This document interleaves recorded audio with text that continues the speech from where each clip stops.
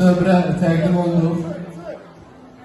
Nəhayət ki və sevə-sevə onları səhnəyə alaq.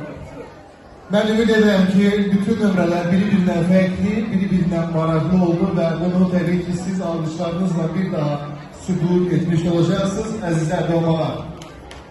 Errex qrupu Elsəvər Ağayev və sonra bu gözəl nömrəni beraber izleyelim, beraber tabii ki seve-seve beraber bu güzel görüntünü üç renkli Azerbaycan bayrağımız var olsun. Galiba Azerbaycanımız var olsun, bütün Azerbaycanımız ve şükürler olsun ki üç renkli bayrağımız bütün Azerbaycanımızda, Karabağımızda dalgalanır.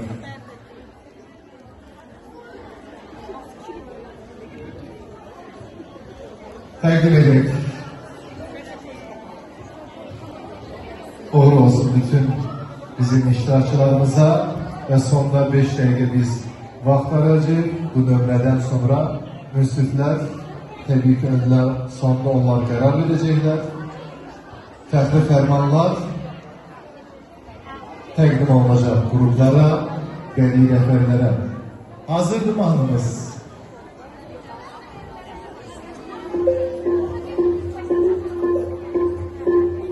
Qəhrəmanlıq, şərəf, cəsurluq, igidlik yalnız bizlərə məxsus.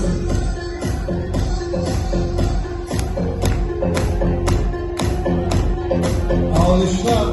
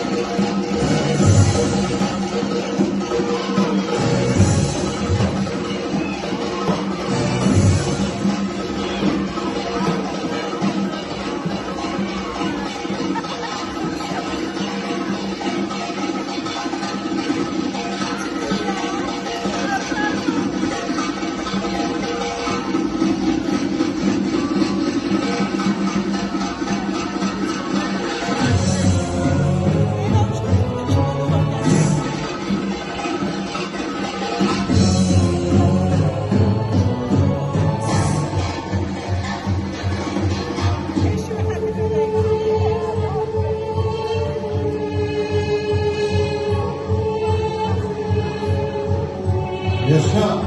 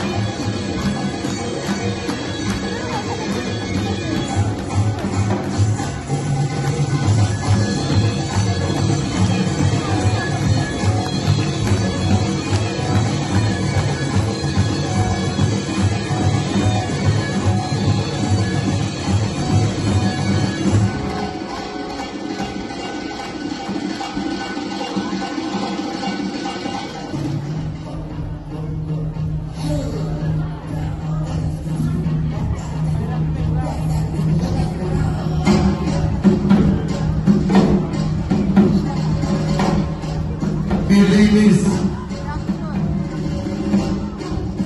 hemreliğimiz, gücümüz,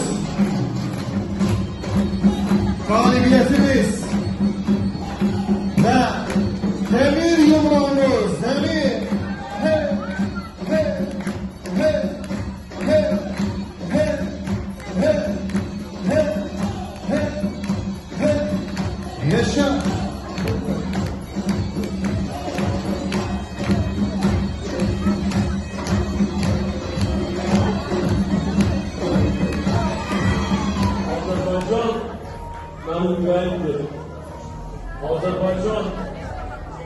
benim nefesimdir.